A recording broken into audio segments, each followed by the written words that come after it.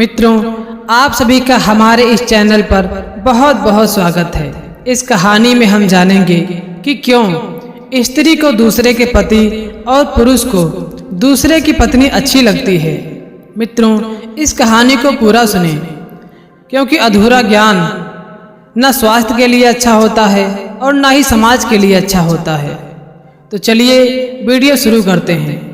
एक बड़े से गांव में एक किसान और उसकी पत्नी एक छोटे से घर में रहते थे। एक घर में रहते हुए भी दोनों का आपस में प्रेम नहीं था। वह किसान सामान्य रूप से अपना जीवन जी रहा था, ना ही ज्यादा गरीब था और ना ही ज्यादा अमीर था। फिर भी दोनों का आपस में प्रेम नहीं था। किसान की पत्नी गांव के एक व्यापारी सोहन को बहुत पसंद करती थी और किसान को व्यापारी की पत्नी सुशीला बहुत पसंद थी। किसान और उसकी पत्नी दोनों ही अपने जीवन से खुश नहीं थे और अपनी इच्छाओं के पीछे भागते रहते थे। उसी गांव के मंदिर में एक पुजारी रहता था जो नित्य नियम पूर्वक भगवान शिव की उपासना करता रहता था। उसकी तपस्या से प्रसन्न होकर भगवान शिव प्रकट हुए और वरदान मांगने को कहा। पुजारी ने कहा, भगवान, मैं इस गांव में वर्षों से मंदिर में रह रहा हूँ, आपकी आराधना पूजा करता हूँ। इस मंदिर में तरह तरह के लोग आते हैं। उनका मन मंदिर में आने के बाद भी इधर उधर भटकता रहता है। नौजवान स्त्री पुरुष एक दूसरे को गलत दृष्टि से देखा करते हैं। लोग मंदिर में रहकर एक दूसरे के बारे में तरह तरह की बातें करते रहते हैं। मैं गांव वालों को कथा के माध्यम से बताता रहता हूँ कि कौन से कर्म अच्छे होते हैं, कौन से कर्म बुरे होते हैं। लेकिन प्रभु, मेरी बातों का किसी के ऊपर कोई भी असर नहीं पड़ता। प्रभु, गांव की स्थिति को देखते हुए मेरे मन में एक प्रश्न बार बार प्रकट होता है, जिससे मैं बहुत परेशान हो गया हूँ। कृपया मेरे प्रश्नों का उत्तर दें और इसका कारण बताएं कि किस कारण से पति को दूसरे की पत्नी अच्छी लगती है, जबकि पत्नियों को दूसरे के पति अच्छे लगते हैं। प्रभु, ऐसे प्रश्न करने के लिए मैं आपसे क्षमा मांगता हूँ। भगवान शिव ने पुजारी की जिज्ञासा का समाधान करने के लिए पुजारी से कहा, तुम गांव के पास में ही एक बड़े आम के वृक्ष के नीचे जाकर बैठ जाओ, वहीं तुम्हारे प्रश्नों का उत्तर मिल जाएगा। पुजारी भगवान शिव की बात को मानकर गांव के बाहर चला गया और उस बड़े से आम के वृक्ष के नीचे जाकर बैठ गया। पुजारी ने देखा कि वृक्ष पर एक कबूतर और कबूतरी बैठे हुए थे। दोनों आपस में बात कर रहे थे। कबूतर कबूतरी से कहता है, प्रिय, तुम बहुत सुंदर हो, लेकिन मुझे वह दूसरी कबूतरी बहुत अच्छी लगती है। कबूतरी ने हंसते हुए कहा, प्रिय, यह स्वाभाविक है कि जिस प्रकार तुम्हें कबूतरी अच्छी लगती है, उसी प्रकार मुझे दूसरा कबूतर अच्छा लगता है। यह दोनों विचार हम दोनों के मन के अवगुण हैं। इन विचारों को जल्दी से जल्दी त्याग देना चाहिए, वरना यह विचार हम दोनों के प्रेम पूर्वक जिंदगी को बर्बाद कर देंगे। ये विचार ही हैं जो हम दोनों को एक दूसरे से अलग करने के लिए बार बार आते रहते हैं। इसलिए आप इन विचारों पर ध्यान न दें। पुजारी कबूतर और कबूतरी की बात को सुन रहा था, लेकिन उसके मन में अभी भी कुछ शंकाएं बनी हुई थी। पुजारी गांव के मंदिर में वापस लौट आया और पहले की तरह नियम पूर्वक भगवान शिव की पूजा आराधना करने लगा, लेकिन उसके मन में अभी भी कुछ शंकाएं बनी हुई थी। एक समय ऐसा आया कि किसान व्यापारी की पत्नी को लेकर भाग गया। वहीं दूसरी ओर किसान की पत्नी उस व्यापारी के साथ भाग गई। रास्ते में उन्हें एक लंबी नदी मिली। उसे पार करने के लिए दोनों ने अपने अपने साथी के साथ बहुत प्रयास किया, लेकिन फिर भी नदी को पार नहीं कर पाए। अचानक किसान को एहसास हुआ कि उसकी इच्छाएं उसे सही दिशा में नहीं ले जा रही हैं। उसकी पत्नी को भी अपनी गलती का एहसास हुआ। किसान और उसकी पत्नी ने समझ लिया कि हमारी इच्छाएं हमें भ्रमित कर रही हैं। वे दोनों सुधर गए और अपने गांव वापस लौट आए और भगवान शिव के मंदिर में जाकर अपने पाप कर्मों का प्रायश्चित करने लगे। मित्रों, इंसान से अगर कोई पाप हो जाता है, अगर वह अपनी गलती को स्वीकार कर लेता है और ईश्वर से बार बार प्रायश्चित करता है और यह प्रार्थना करता है कि भगवान, हमने जो गलती की है अनजाने में की है, कृपया हमें क्षमा करें और भविष्य में ऐसी कोई भी गलती मुझसे नहीं होगी, तो मित्रों, भगवान उस व्यक्ति की गलती को क्षमा कर देते हैं। लेकिन अगर वही इंसान बार बार गलती को दोहराता रहता है तो उसका भोग बनता रहता है और वह भविष्य में बड़ी से बड़ी समस्याओं में फंसने के लिए तैयार रहता है। मित्रों, मंदिर में गांव का पुजारी भगवान शिव की उपासना में लगा हुआ था।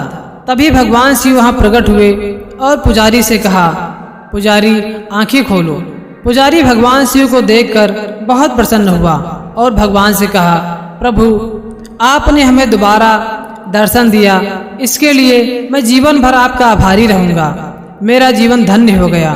प्रभु मेरे मन में अभी भी कुछ शंकाएं बनी हुई हैं, कृपया उनका समाधान करें। तब भगवान शिव ने कहा, जब कोई जीव अपने प्रकृति के प्रतिकूल भोजन ग्रहण करता है, गलत संगति में रहता है, तो उसका मन धीरे धीरे पाप कर्म की ओर बढ़ने लगता है। फिर वह मन बुरे कर्म करने के लिए मजबूर करता रहता है। भगवान शिव ने कहा, पापी मन होने के कारण ही हर कोई अपने पास की वस्तु की तुलना में दूसरे की वस्तु को अधिक आकर्षक और अच्छा मानता है। यह उसके मन का असंतोष और इच्छाओं का खेल है। जो सच्चे भाव से मेरी शरण में रहता है, उसके यह अवगुण भी समाप्त हो जाते हैं और वह सुखपूर्वक इस अनमोल जिंदगी को जीकर परम धाम को प्राप्त होता है। लेकिन जो व्यक्ति सांसारिक मोह माया में पूर्ण रूप से फंस चुका होता है, उसका मन जीते जी असंतोष और भ्रम को बनाए रखता है। मन का स्वभाव ऐसा बन जाता है कि पास की वस्तुओं में कोई रुचि नहीं रहती है, लेकिन जो उसके पास नहीं होता है उसमें पूरी तरह से आकर्षण बना रहता है। जैसे ही वह जीव उस वस्तु को पा लेता है, उसके बाद ही उस वस्तु से उसकी रुचि समाप्त हो जाती है। फिर अगली वस्तु को पाने में वह प्रयास करने लग जाता है। इसी क्रम में वह असंतोष और कामनाओं में घिरा रहता है और धीरे धीरे उसकी पूरी जिंदगी समाप्त हो जाती है।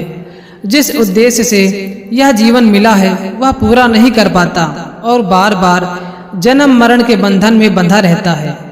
वह पुजारी भगवान शिव की बात को सुनकर पूर्ण रूप से संतुष्ट हो गया। भगवान शिव ने पुजारी को आशीर्वाद दिया और कहा, भविष्य में जब तुम अपनी कथा के माध्यम से लोगों को सत्य और असत्य के बारे में, पाप और पुण्य के बारे में, धर्म और अधर्म के बारे में बताओगे तो तुम्हारी बातें सभी के मन में बैठ जाएंगी और वह तुम्हारी बातों पर अमल करेगा और उनके जीवन में सुधार आने लगेगा। भगवान शिव ने कहा, सच्चा संतोष आत्मज्ञान में है। जब हम अपने भीतर की सुंदरता और दिव्यता को पहचानते हैं, तब हमें दूसरों की वस्तुओं की इच्छा नहीं होती है। इस प्रकार भगवान शिव ने पुजारी को बताया कि असंतोष और इच्छाओं का समाधान आत्मज्ञान और संतोष में है। हर जीव को अपने भीतर की दिव्यता को पहचानने का प्रयास करना चाहिए। मित्रों, संसार में ऐसा कोई भी जीव नहीं है जो अपनी इच्छाओं को पूरा कर सकता है, क्योंकि इच्छाएं बढ़ती रहती हैं। महात्मा बुद्ध ने कहा है कि जो व्यक्ति अपनी इच्छाओं को सीमित रखता है, असल में वही सुखी जीवन जी सकता है। लेकिन जो व्यक्ति अपनी इच्छाओं को बढ़ाता रहता है, वह कभी भी संतुष्ट नहीं हो सकता।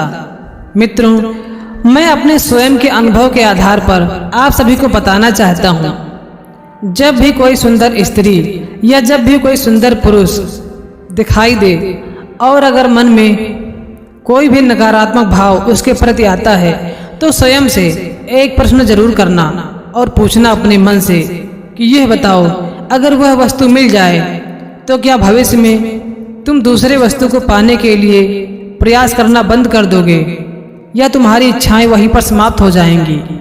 अंदर से एक ही विचार आएगा, नहीं। इसलिए जो पास है वही खास है।